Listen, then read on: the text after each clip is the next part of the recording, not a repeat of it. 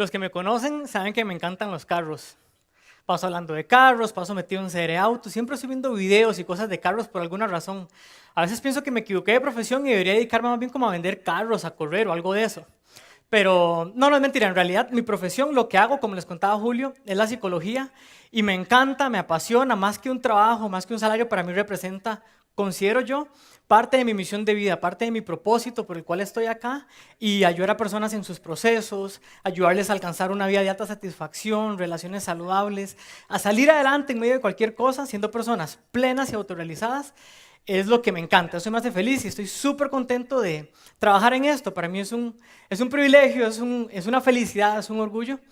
Pero aparte de eso, sí, a nivel más personal, a nivel de gusto, entretenimiento, los carros es parte de lo que me gusta hacer, lo que me gusta ver, de lo que me llama mucho la atención. Así que, yo no sé cuántos estuvieron la vez pasada que estuve yo por acá conversando con ustedes un rato. Les conté una serie de inversiones que había hecho y que no salieron tan bien. Y lo último que hice fue con un carro que había sacado de agencia, fue venderlo para quitarme esa deuda y tener uno de contado. Y hasta ahí llegó la historia, ¿verdad? Que me quedé con un carro que ya tenía de contado, ya un poco más ordenado. Lo que no les conté es cuál fue el carro que conseguí. Porque bueno, entonces como ya yo era un muchacho ordenado y responsable, dije, voy a comprarme uno que no tenga ninguna deuda y que no pague un solo colón de intereses. Entonces empecé a ver, uno se hace un presupuesto y dice, ok, con este presupuesto me alcanza un Honda Civic de tal año, si es un buen carro. O bien me puedo comprar, tal vez será un Kia un poquito más nuevo o un Hyundai que esté bien moderno, porque me alcanza con lo mismo. Y eso que estaba buscando en serie autos y me encontré un Audi que era un poquito más viejito, pero digo yo, wow, ¿qué es esto? Está dentro del presupuesto. Y yo como cualquier muchacho, fiebre a los carros, pero paréntesis, soy psicólogo y soy músico. Entonces la idea de un carro alemán era siempre un sueño. Así que, ¿quién no quiere un Mercedes, un Audi o un BM? Probablemente la mayoría que nos gustan los carros soñamos con uno así, pero no lo vemos posible, lo vemos lejísimos. Cuando yo vi el precio de este y dije, mira, como que me alcanza. Sí es cierto que está un poco más viejito, pero voy a ir a probarlo, no pierdo nada. Y cuando fui, lo probé, me encantó. Dije, yo nunca había manejado un auto hasta que me monté en este carro alemán. Fue una experiencia increíble. De hecho, no había vendido el carro anterior que lo había sacado a agencia. Y cuando me volví a montar en ese, dije, no, hombre, esto parece de mentiras. Y me alcanzaba, entonces me dije a mí mismo, ah, no, qué negociazo. Pero bueno, lo compré y déjeme contarle, o sea, ya les dije, no es un carro tan nuevo, pero ustedes no se imaginan el motor, es 1008 turbo, pero no jala como otros 1008 o 2000 que he probado, o sea, jala mucho más. El torque que tiene en la aceleración es riquísimo, uno acelera y si lo pone en modo sport hasta que siente donde lo pega contra el asiento.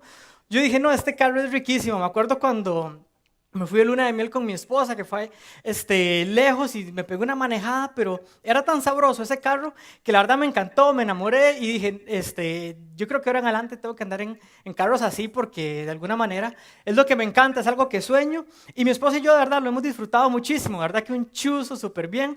Ahí el tip, si usted puede esperarse un poquito de años más y no es millonario igual que yo, pero quiere un carro alemán, nada más se compra uno un poco más viejito y sigue siendo un chuzo. Así que lo hemos disfrutado un montón hasta que se descompuso. Pero bueno, le he hecho algunos arreglitos de nuevo. Un carro con ya cierto kilometraje empieza a dar problemas. Pero el último problema sí es más serio. Ya tenemos un mes de que el carro está con un problema que no hemos solucionado. De hecho, los últimos 15 días estuvimos sin carro, pagando Ubers, con la complicación porque tenemos un solo carro en casa para mi esposa y para mí. Y entonces, me lo dieron hace un par de días y lo he estado usando, pero no está bien. Todavía estamos esperando que llegue un repuesto y no sé ni qué va a pasar con el carro. Pero ante tanta incertidumbre, a pesar de que nos encanta, creo que tuve que sentarme con mi esposa y le dije, no, mi amor, creo que toca venderlo. Y la verdad es que me dolió un poquito. Me dolió un poco porque, ya les dije, aunque está viejito, vieras qué rico que jale ese carro. Un confort, una seguridad, una sensación, una aceleración, la tecnología, no, una cosa lindísima.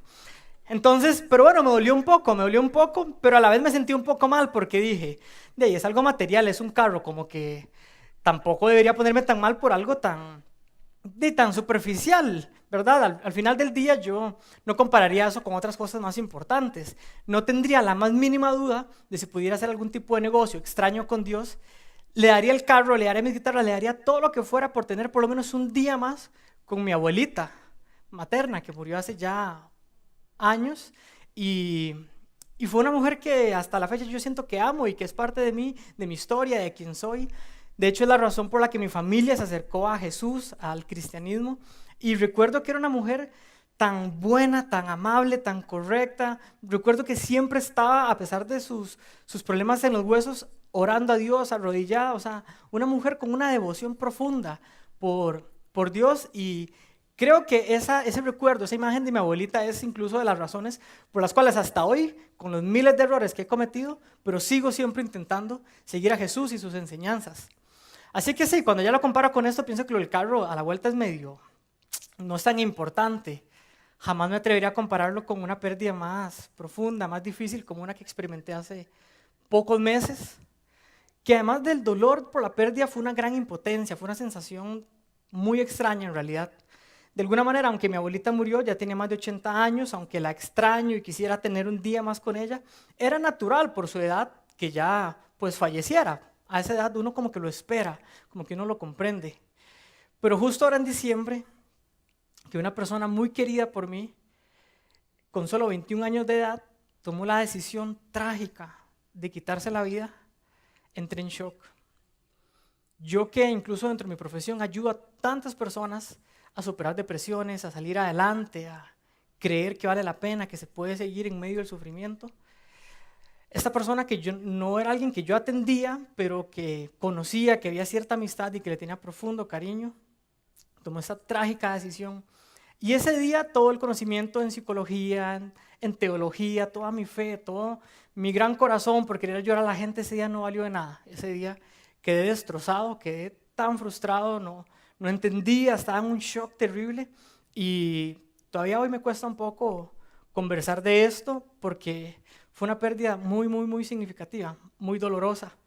Y me pregunté probablemente lo que usted muchas veces ha preguntado: ¿por qué le suceden cosas malas a gente buena? No quisiera conversar hoy mucho del suicidio porque no es el tema, pero sí les puedo comentar que yo no pienso que alguien que piensa o incluso toma una decisión de atentar en contra de su vida es una mala persona. Probablemente más bien es una persona a quien como sociedad le fallamos al no atender sus necesidades y no darle el apoyo, amor y contención que requería. Pero les puedo asegurar que esta persona tenía un gran corazón, tenía muchas virtudes y no era jamás una mala persona. Era una persona sufriendo mucho, pero no era una mala persona. Y yo no tenía una respuesta este día. ¿Por qué le suceden cosas tan malas a gente buena? ¿Por qué? La semana pasada Julio nos empezó a contar acerca de Job. Job, de hecho, es un libro en la Biblia que está en el Antiguo Testamento. Es un libro realmente interesante, es un libro muy profundo. Muchos de los teólogos y eruditos en el tema todavía discuten si fue una historia real o ficticia. Yo personalmente creo un poco más que es como un cuento, una novela ficticia con una enseñanza muy importante. No se sabe quién lo escribió con seguridad. Algunos piensan que fue Salomón por su parecido a nivel de escritura con Eclesiastés, que es un libro que sí sabemos que escribió Salomón. Algunos piensan incluso que fue Moisés, porque curiosamente a veces uno cuando ve la Biblia como que ve que Job está antes de los Salmos y piensa que tal vez a nivel cronológico fue en una etapa parecida, pero no, fue muchísimo antes. De hecho, antes de Abraham y toda la historia de Abraham, más como hacia el tiempo de Moisés. Es un libro muy antiguo y algunos piensan que fue Moisés el que lo escribió como una manera de expresar la realidad del sufrimiento humano, una manera de expresar la realidad de que hay pérdidas muy profundas y muy dolorosas. Y creo que es muy importante que lo haya escrito por lo siguiente: los otros libros, que de nuevo el Pentateuco, algunos creen que los escribió Moisés, otros que no, pero la tradición general considera que Moisés escribió los primeros 5 libros de la Biblia, la Torá, y en estos libros hay una enseñanza. Uno podría concluir que básicamente si yo obedezco a Dios y hago las cosas bien, me va a ir bien. Si yo desobedezco a Dios y no hago las cosas bien, si no soy una persona correcta, me va a ir mal. Y eso es lo que llamamos moralidad convencional de Dios. Nos lo explicaba Julio la semana pasada. Y de alguna manera esa es la premisa. Usted hace las cosas bien, le va a ir bien. Hace las cosas mal, entonces le va a ir mal. Pero yo creo que la importancia que exista un libro como Job es vital. Porque la realidad es que aún a la gente que hace las cosas bien, a la gente que como usted tal vez es muy buena gente, también le pasan cosas malas. Porque al final del día todos experimentamos pérdidas en la vida. Todos experimentamos, no hay uno que no, y ahorita quiero hablar un poquito más profundo, ya que todos experimentamos pérdidas en la vida a pesar de que o aun cuando no estemos conscientes de ellas. Tal vez usted puede pensar, bueno, es que no se me ha muerto nadie cercano, entonces no he tenido una situación de duelo, pero tal vez ha tenido otras pérdidas que sí son importantes y que sí han pesado. Tal vez usted a su corta edad, 2, 3, 5 años, tuvo la pérdida de su papá, y no me refiero necesariamente a muerte. Tal vez simplemente por un divorcio él dejó de vivir con usted en su casa y le veía los fines de semana. Tal vez fue responsable y se encargó de todas las cosas, pero solo el hecho de ya no tenerlo en casa todos los días con usted fue una pérdida. Y precisamente porque no tenía conciencia de que era una pérdida y que de alguna manera estaba viviendo un duelo, lo dejó pasar. Tal vez incluso usted venía de una dinámica familiar muy bonita, muy agradable, tenía papá, tenía mamá en casa, tenía sus hermanos, pero por alguna situación en el camino, de pronto una infidelidad o algo por el estilo, papá y mamá se desconectaron, seguían viviendo en casa, pero desconectados. Entonces, cuando usted hoy hace números, recuerda, hay una niñez muy feliz, muy agradable, pero tal vez una adolescencia más oscura, más desconectada, más fría, donde no sentía confianza ni cercanía de sus papás, y le cuento que eso fue un duelo. Eso fue una pérdida, eso estuvo de luto como adolescente por esto que perdió. Tal vez lo que perdió usted fue un sueño, fue una idea, un logro académico. Tal vez usted se ha esforzado mucho, ha sido un excelente estudiante, usted ha trabajado profundamente, tiene un gran currículum, incluso participó para esta beca en Suiza, para este posgrado que era buenísimo. Le dieron la inscripción, le dieron la admisión, pero no le aprobaron la beca por completo, y este plan que hace 2 años usted venía gestando, al final no se dio porque no alcanzó el dinero. Y fue una pérdida también. Fue una pérdida también. Tal vez, y eso lo escuchaba mucho, usted pensaba que a los 25 años de edad ya iba a tener pareja, o sea, matrimonio, casa propia, 2 carros, 2 hijos y un perro, y tenía la familia y la vida resuelta. Ya después de los millennials y los más jovencillos lo piensan por ahí de los 30, pero igual a los 30 ya yo voy a tener todo esto resuelto en mi vida. Y tal vez hoy tiene 33 o 35 años y no tiene ni un noviazgo. Y sin darse cuenta, tiene algunos años de estar caminando en luto, experimentando un duelo constante que, como no sabe precisamente que es un duelo de haber perdido esa ilusión, le genera desánimo, le genera hasta problemas de carácter y algunas cosas, porque no lo ha visto como un duelo, y sí lo es. Así como un padre o una madre que desde muy jóvenes soñaban tener hijos y después de 1 o 2 años de estar intentando se dan cuenta con el médico que no pueden tener hijos. Y otra pérdida, otro sufrimiento, la pérdida de la ilusión de ser padres. O bien son padres, después de 30 años de que su vida giró en torno a sus hijos, se fueron de casa y se quedaron solos. Wow, esa pérdida es difícil, es profunda y es dolorosa. O tal vez, en efecto, algún familiar, algún ser querido falleció y ya no está aquí con ustedes. Tal vez incluso en su vida, en su experiencia de crecimiento espiritual, ha tenido algún tipo de decepción con una iglesia, ha tenido alguna diferencia importante y perdió su conexión con el cristianismo al alejarse de alguna iglesia.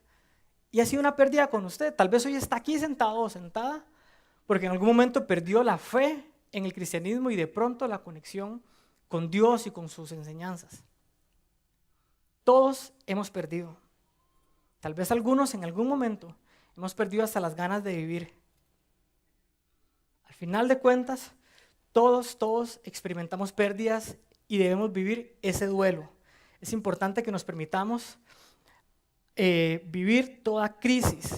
Y quiero que la validemos, porque sí, yo les ponía al principio el ejemplo del carro, no es tan, ¿verdad? Cuando uno ya habla de estas cosas tan serias, lo del carro como que se vuelve una tontera. Pero tampoco permita que se invalide su dolor. Toda crisis es válida y requiere que usted viva el proceso de duelo.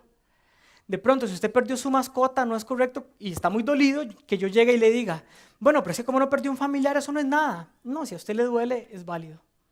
Si fue la beca, si fue el estudio, si fue algo material o algo tan profundo como un ser querido, es válido. Si a usted le duele, es válido y necesita dejarlo salir y dejarse acompañar, porque los duelos, como el resultado de un sufrimiento y una pérdida, nos pasan a todos. Hay una psiquiatra muy importante del siglo XX que se llama Elizabeth Kubler-Ross, que habla de las 5 etapas del duelo y se las voy a mencionar así rápidamente nada más. No necesariamente siempre vienen en este mismo orden y no necesariamente hay que vivir todas, pero son posibles lugares que atravesamos cuando experimentamos alguna pérdida. En primer lugar, la negación, y eso es cuando usted de pronto le llegan y le piden el divorcio o le informan que ante un accidente murió un familiar y usted simplemente no lo procesa.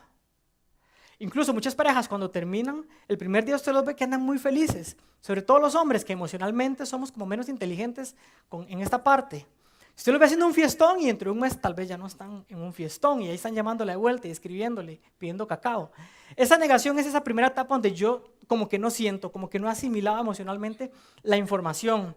Está la ira, me enojo tal vez con la vida, me enojo con Dios. Es muy común, me enojo con Dios porque permitió que esto pasara. Me puedo enojar hasta con la persona por haberse muerto, por haberse ido, por haberme dejado. Y de nuevo, validemos eso.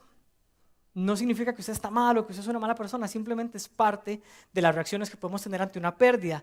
La negociación, que es como esta idea, no muy racional, pero esta idea de querer revertir la situación. Si ya tengo el divorcio firmado, pero yo sigo diciéndole, no, por favor, mi amor, una oportunidad más, ya no hay vuelta atrás, pero aún así estoy diciendo como que la cosa se devuelva. Tengo un diagnóstico terminal de este familiar que tanto quiero. Le quedan pocos días de vida, pero aún así yo trato de hacer como una negociación o algún tipo de revertir la situación, tal vez con Dios, y Dios, por favor, sánale, por favor, que no se muera, Señor. Yo te prometo que voy a ser el mejor cristiano, que voy a ir a la iglesia todos los domingos, que voy a ser una buena persona, que voy a dejar de cometer errores. Yo me convierto en lo que sea, pero por favor, no me lo quites. Y es parte del proceso, puede ser parte del proceso. La depresión, que es natural y en efecto es bueno, digo yo, atravesar por un momento de tristeza. Aclaro que no es un diagnóstico de depresión mayor clínico, como que entonces ya usted es una persona que va a atravesar depresión por el resto de su vida, pero sí, durante la pérdida es muy común que haya un momento donde uno se siente deprimido, desanimado, muy triste, y es importante porque si no lloramos, si no dejamos salir esa tristeza, lo reprimimos y se nos hace un enredo emocional. Así que a la vuelta la depresión o este periodo de tristeza es importante porque significa, 1, que ya hemos asimilado la información y 2, que estamos sanando. El camino a la sanidad emocional es el llanto, es dejar salir todas esas emociones y por último, la aceptación. Y por aceptación no me refiero a que no va a doler del todo, no me refiero a que es fácil, no me refiero a que ya no me importa esa persona, no. Cuando yo pierdo a alguien o algo muy querido, probablemente sigue conmigo, es parte de mi historia, es parte de quien soy, incluso es parte de la persona en quien he decidido convertirme a partir de esta experiencia. Así que aceptación no significa como que no me importa, pero significa que tal vez incluso con un poco de dolor, pero aprendo a vivir con él, puedo salir adelante y ya no me detengo. Así que es importante que podamos vivir los duelos y entender que aceptarlo es parte del proceso también. Hay personas que sienten culpa en esto, que sienten culpa en decir voy a seguir adelante, voy a soltar a mi esposo o a mi esposa que murió, porque siento como si estuviera siendo infiel, como si estuviera fallando al compromiso, como si estuviera fallando al amor. Entonces ni siquiera me doy la oportunidad de darme una expectativa de vida diferente con otra persona, conocer a alguien, salir con alguien, porque de alguna manera siento como que le estoy fallando a la persona que perdí al seguir adelante. Pero no es así, no es así. Si usted ha logrado llegar al punto de la aceptación para superar el duelo, precisamente seguir adelante es lo que debe hacer. Claro, y esto es lo que nos trae aquí hoy. Cuando el duelo yo lo siento como una injusticia, cuando la pérdida no la entiendo, se complica mucho la idea de superar el duelo, se complica la idea de poder salir adelante.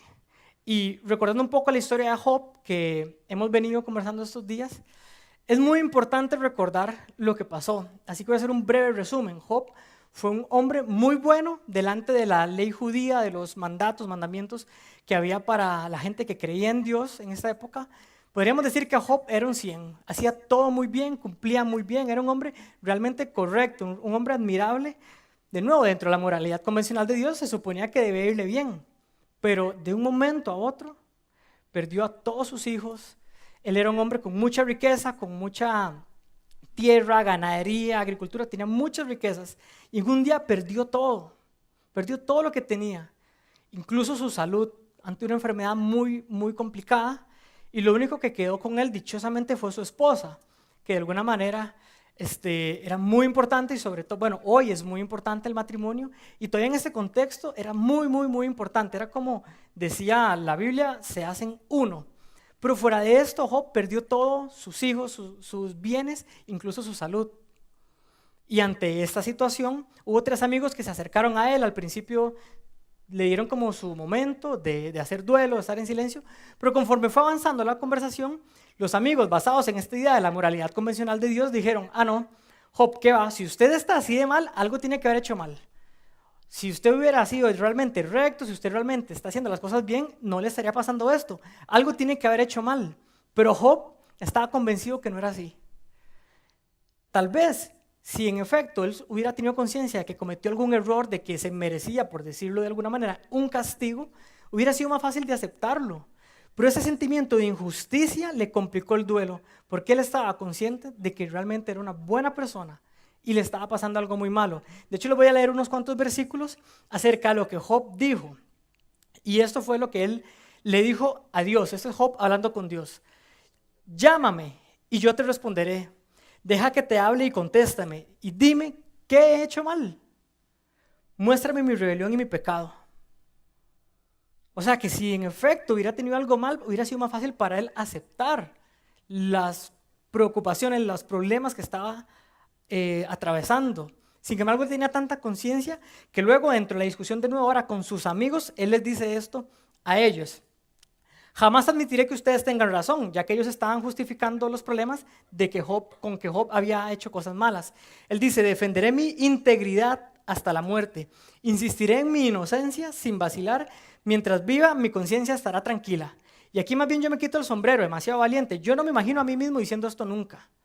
Yo a mí mismo me encuentro constantemente diciendo: Dios, sé que he cometido errores, sé que he cometido pecados, sé que he sido incorrecto en muchas áreas y que las consecuencias de mis errores, pues tengo que asumirlas y valientemente seguir para adelante. Pero es que Job ni siquiera está diciendo eso. Estamos hablando de que él estaba clarísimo en que realmente había hecho las cosas bien. En otro momento, más adelante, conversando de nuevo con Dios, él dice: no es calamidad para los malvados y desgracia para quienes hacen el mal.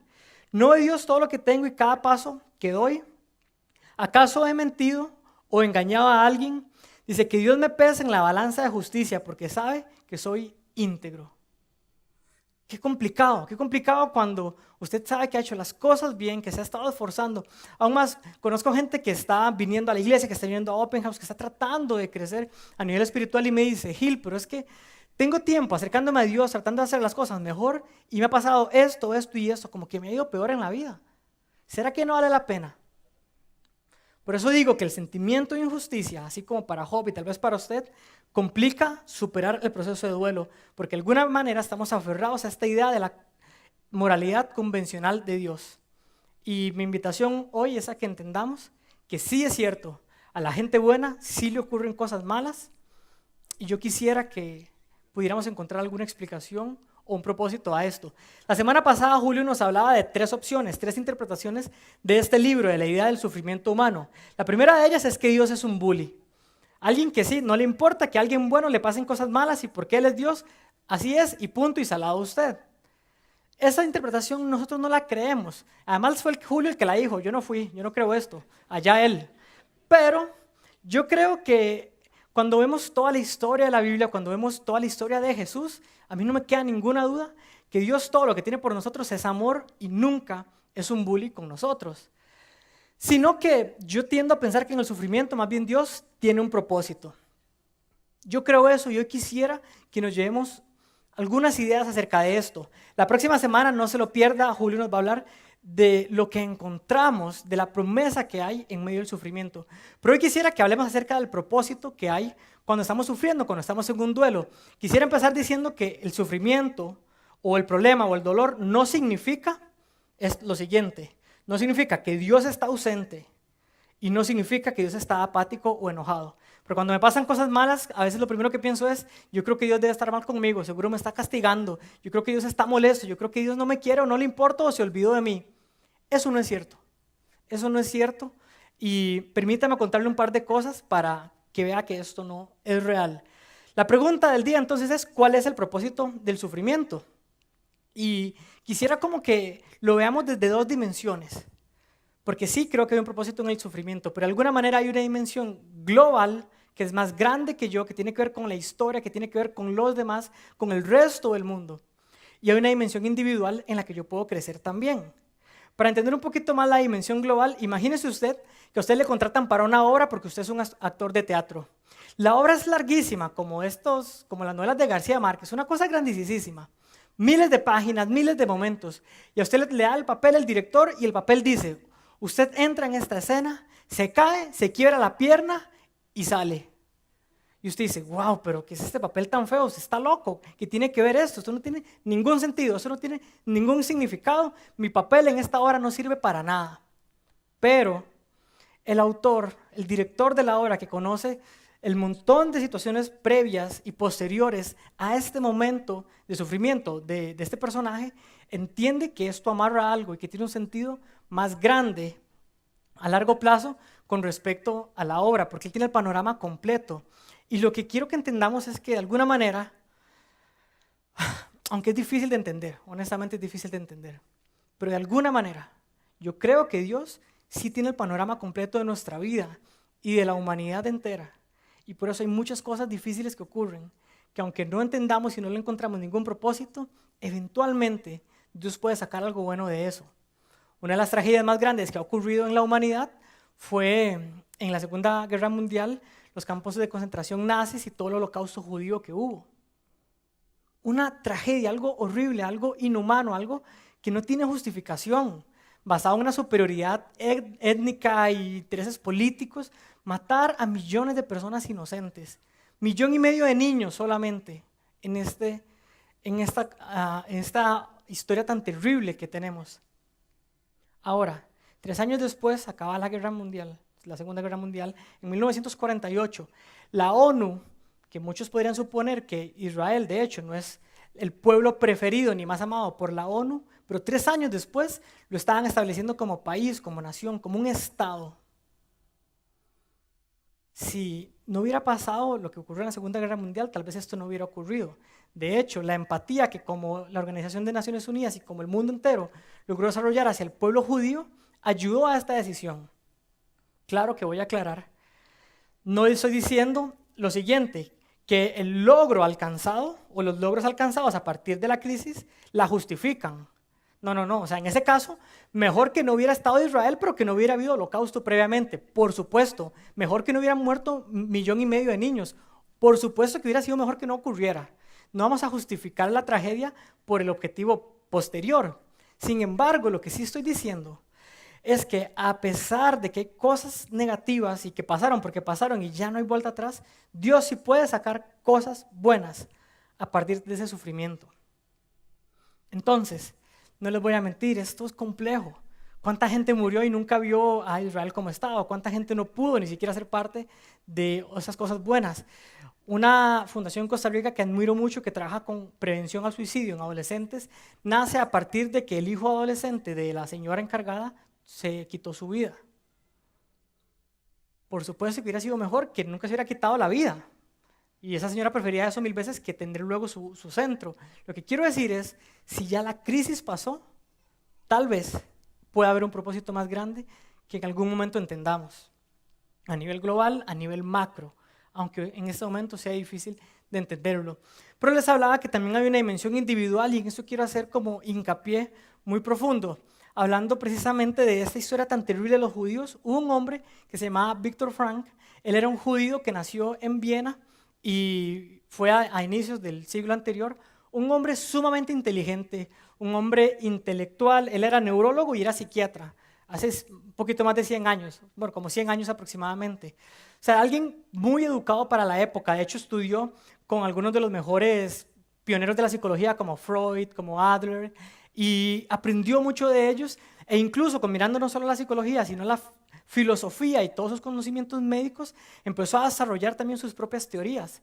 O sea, realmente es una eminencia, y súper joven, aquí estaba joven, estamos hablando que no tenía ni 30 años, súper bueno, estaba creciendo, estaba en una época de su vida buenísima, trabajaba en el único hospital en Viena que permitían a doctores judíos trabajar, se casó con su esposa Lili y yo me imagino que está en la mejor etapa de su vida, profesionalmente realizado, con un futuro profesional grandísimo, se casa, bueno, creo que en uno de los momentos más buenos, más positivos, más altos de su vida, más o menos en 1942, los apresan y los llevan a los campos de concentración. Su esposa, sus padres murieron en este proceso. Y él estuvo 3 años rotando entre campos de concentración. Ese muchacho que tenía al parecer la vida resuelta y un futuro prominente, ahora estaba sin ninguna esperanza, al parecer. Perdió a su esposa, perdió a sus padres, lo perdió todo en una situación tan inhumana como estar en ese gueto. Y aún así, decidió creer que la vida tenía un sentido. Decidió creer que el sufrimiento tenía un propósito. Y de hecho, intercambiaba la poca comida, las pocas cosas que tenía por un poco de tela para poder escribir lo que iba descubriendo, lo que iba desarrollando. Después de que logra salir en el 45, cuando termina la guerra, un año después, saca el libro El hombre en busca del sentido.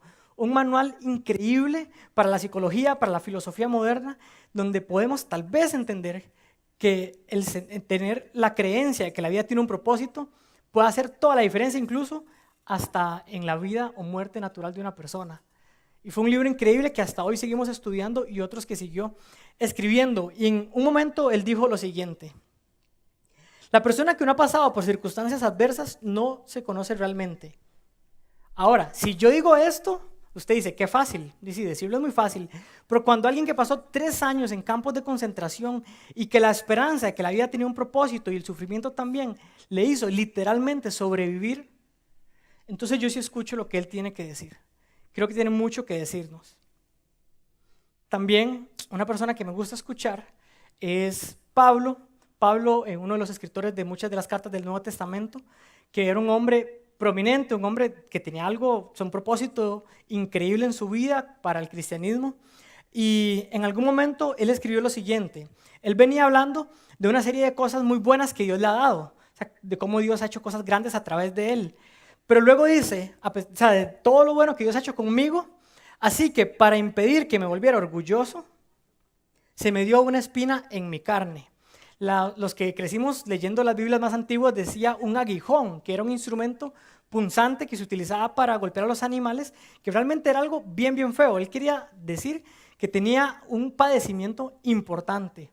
Pero lo interesante es que esta palabra, dio, en la palabra que se utilizaba en el griego en este momento, no era cualquier palabra, era un verbo que tenía que ver con algo muy positivo. Como cuando yo digo, alguien me regaló, mi amigo me brindó, me facilitó algo, o sea que uno lo ve de un contexto positivo y esa es la palabra que Pablo está usando. Algo así como que me hubieran regalado, pero una espina en mi carne. Y continúa diciendo, un mensajero a Satanás para atormentarme e impedir que me volviera orgulloso. Yo creo que esto es más metafórico, no como que se le apareció un espíritu ahí diabólico o estos que vemos en las películas, sino como que había una dolencia, un sufrimiento natural en su cuerpo que le impedía estar del todo bien. Algunos creen que era una enfermedad, en efecto algunos piensan que tal vez fue epilepsia o un problema de migrañas importantes, o muchos creen que era un problema en sus ojos, tal vez cataratas o algo que no hubiera tratamiento en el momento, pero creen que era algún problema con su vista. El tema es que él tiene un sufrimiento constante y cuando él dice que le fue dado como un regalo, podríamos suponer que tal vez él entendió ese sufrimiento como algo que sí tenía un propósito. Y vean qué interesante lo siguiente, dice, en 3 ocasiones distintas le supliqué al Señor que me la quitara, que me quitara esta espina, este aguijón, este doler, este sufrimiento. Y no se lo quitó. Y aquí voy a hacer un paréntesis. Si usted le han dicho que porque usted no ha tenido algo bueno, si sigue sufriendo, o si ha pedido algo a Dios y no ha tenido respuesta, es por falta de fe o por lejanía de Dios, esto es mentira, no crea eso. Yo sé que está muy de moda en las iglesias andar hablando que si usted cree en Dios, si usted sigue a Jesús, le va a ir siempre bien, va a ir bendecido, prosperado y en victoria, y una serie de clichés, pero no son ciertos. Si fueran ciertos, la historia de Job, de Moisés, de Abraham, de David, de José, de Daniel, de Pablo, de Santiago, del mismo Jesús, no hubiera pasado por tanto sufrimiento. Entonces, permítame quitarle esa carga. Si usted le ha pedido algo a Dios y no ha tenido una respuesta, no es porque hay algo malo en usted, y no es porque Dios no lo quiere, y no es por falta de fe. Yo estoy seguro que a Pablo no le faltaba fe. Era un hombre de mucha, mucha fe, y aún así no pudo encontrar una respuesta o la solución que él esperaba. Entonces responde lo siguiente: cada vez él me dijo, Dios, mi gracia es todo lo que necesitas, mi poder actúa mejor en la debilidad, así que ahora me alegra jactarme en mis debilidades para que el poder de Cristo pueda actuar a través de mí. Es por esto que me deleito en mis debilidades, en los insultos, en las privaciones, persecuciones y dificultades que sufro por Cristo, pues cuando soy débil, entonces soy fuerte. Yo creo que Pablo creyó y entendió que había un propósito en ese sufrimiento. En el caso de él, tal vez era un propósito más espiritual, de no enorgullecerse a la hora de hacer cosas grandes para Dios, de depender y tener una relación muy cercana con Dios, pero encontró un propósito. Así que basado en eso, yo creo que si Dios, pudiendo cambiar mi circunstancia, no lo ha hecho, los que creemos en Dios creemos que Él podría hacer todo, ¿verdad? Pero si pudiendo hacerlo, Él no ha cambiado mi circunstancia, es una oportunidad para verlo como un sufrimiento con un propósito.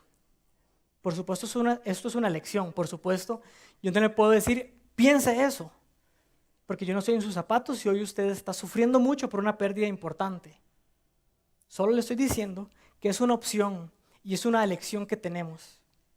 Es una opción no ver esto como que Dios es un bully y no me quiere, y verlo como que a pesar de lo difícil, Dios me ama y de esto voy a sacar algo bueno, voy a crecer.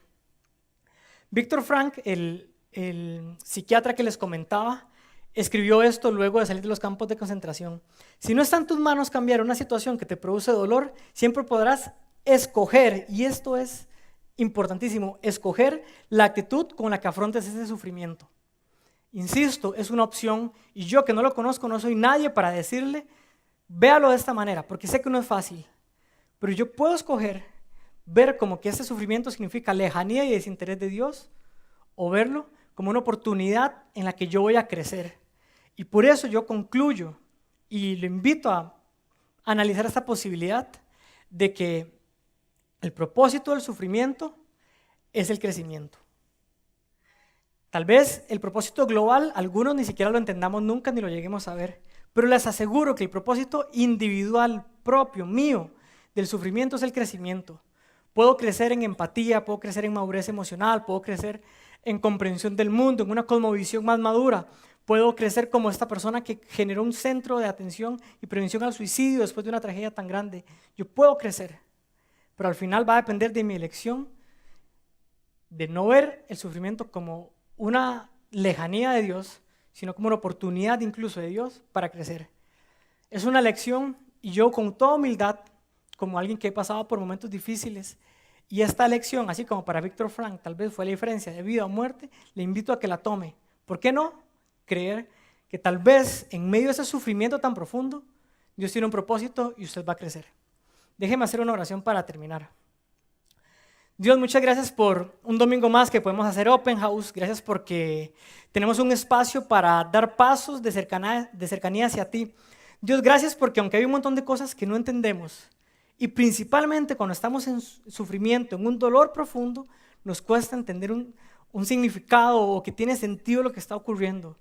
Señor, porque a pesar de que cuando pareciera injusto lo que me está ocurriendo y no veo una solución, hoy tenemos la opción de elegir, creer que sí hay un propósito en medio del dolor, que sí hay un propósito en medio del sufrimiento, que de hecho me llevará a crecer y a convertirme en la mejor versión de mí mismo.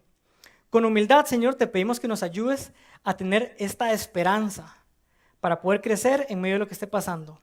Oramos en el nombre del Padre, del Hijo y del Espíritu Santo. Amén. Muchas gracias por venir, por habernos acompañado. Nos vemos la próxima semana con la tercera charla. Que tengan un lindo domingo.